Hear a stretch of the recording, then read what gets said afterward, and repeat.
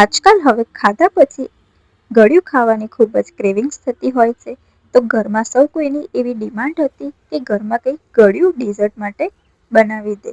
તો આપણને જ્યારે પણ કોઈ ગળ્યું ખાવાનું કહે છે ત્યારે આપણને ચોકલેટ તો પહેલા જ યાદ આવતી હોય છે. તો ફ્રેન્ડ્સ, આજે હું સરસ મજાની ચોકો લાવા કેકની એકદમ ઇઝી રેસીપી લઈને આવી છું. આ મિની ચોકો લાવા કેક ખૂબ જ સરસ બને છે અને ઘરમાં નાનાથી લઈ મોટાને સૌ કોઈને ખૂબ જ ભાવે છે. તો hello everyone, welcome to Matrushri kitchen.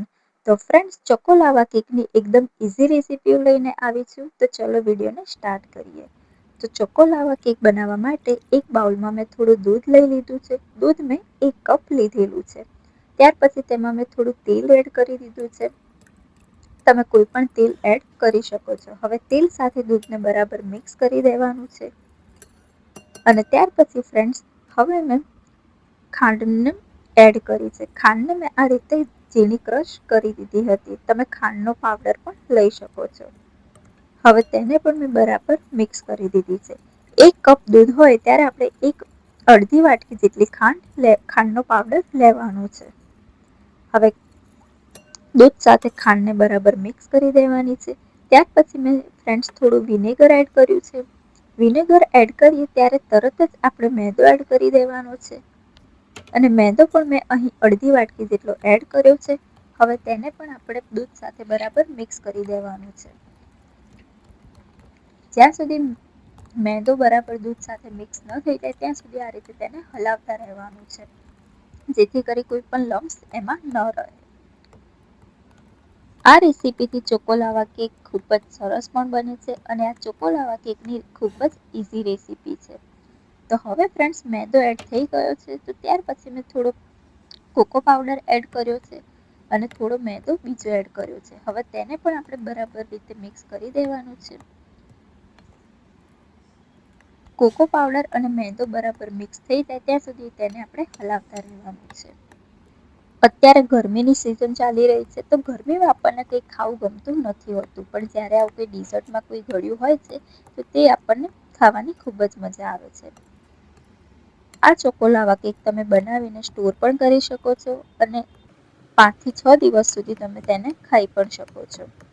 તો ફ્રેન્ડ્સ, આ રીતે બરાબર રીતે મિક્સ કરી દેવાનું છે અને આપણે એકદમ સરસ બેટર તૈયાર કરી દેવાનું છે. બેટર આપણે બહુ વધારે પડતું પણ મિક્સ નથી કરવાનું. આપણે માપસર જ તેને મિક્સ કરી દેવાનું છે. જ્યાં સુધી બધા જ લમ્સ ન રહે ત્યાં સુધી આપણે તેને હલાવતા રહેવાનું છે અને તેને મિક્સ કરતું રહેવાનું છે.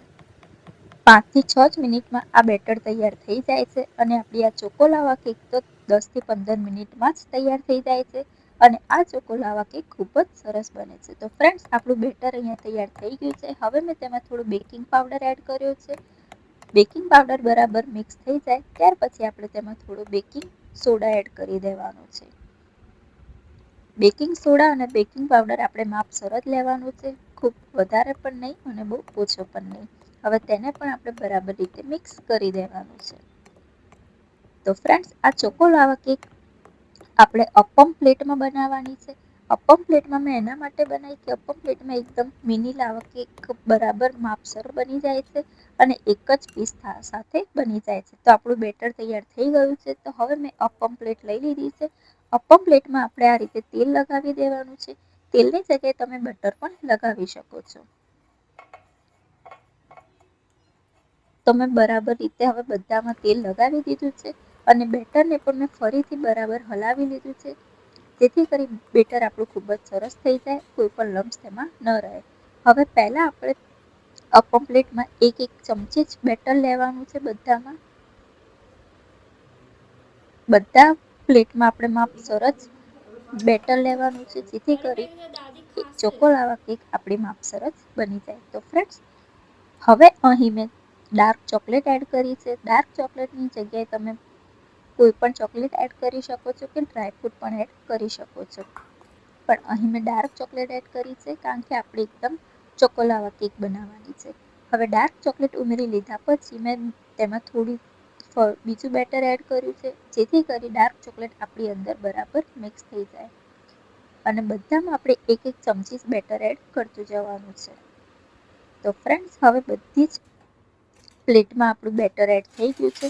તો હવે આપણે ધીમા જ ગેસે અપ્પમ પ્લેટને રાખી દેવાની છે અને એકદમ ધીમા જ ગેસે તેને 2 થી 3 મિનિટ સુધી જ આપણે કૂક થવા દેવાની છે.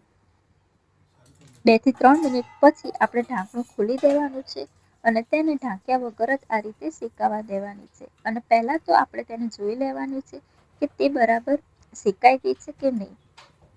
તો અહીં આપણે તેને બીજી સાઈડ ફેરવી લેવાની છે, કારણ કે હવે તેનો કલર પણ ચેન્જ થઈ ગયો છે અને તે બરાબર શેકાઈ ગઈ છે. ચોકોલાવા કેક ખૂબ જ ગરમ હોય છે, એટલે આપણે તેને ચમચીથી આ રીતે ફેરવી લેવાની છે અને બીજી સાઈડ પણ આપણે 2 થી 3 મિનિટ સુધી તેને શેકાવા દેવાની છે. તો ફ્રેન્ડ્સ, આપણી ચોકોલાવા કેક બરાબર કૂક થઈ ગઈ છે, એટલે કે શેકાઈ ગઈ છે. અમુક ચોકોલાવા કેક જે વચ્ચે હતી તે થોડી ડાર્ક થઈ ગઈ છે, પણ તે બળી નથી. હવે ફ્રેન્ડ્સ, આપણી ચોકોલાવા કેકને મેં એક પ્લેટમાં લઈ લીધી છે અને તેની ઉપર મેં ચોકલેટ એડ કરી છે. આ ચોકલેટ તમે કોઈ પણ લઈ શકો છો અને હવે તેને બરાબર ચોકોલાવા કેકની ઉપર આ રીતે સ્પ્રેડ કરી દેવાની છે, એટલે કે તેને ઉપર પાથરી દેવાની છે. હવે ઉપરથી મેં ફરીથી ડાર્ક ચોકલેટનો ભૂક્કો એડ કરેલો છે. તમે કોઈ પણ ચોકલેટ અહીં લઈ શકો છો. તો ફ્રેન્ડ્સ, આપણી મિની ચોકોલાવા કેક તૈયાર થઈ ગઈ છે. 10 થી 15 મિનિટમાં જ આ ચોકોલાવા કેક તૈયાર થઈ જાય છે. તો ફ્રેન્ડ્સ, મિની ચોકોલાવા કેકનો વિડીયો તમને પસંદ આવ્યો હોય, રેસીપી પસંદ આવી હોય તો વિડીયોને લાઇક, શેર, કમેન્ટ કરવાનું ના ભૂલતા અને ચેનલને સબસ્ક્રાઈબ અવશ્યથી કરી દેજો. Thank you.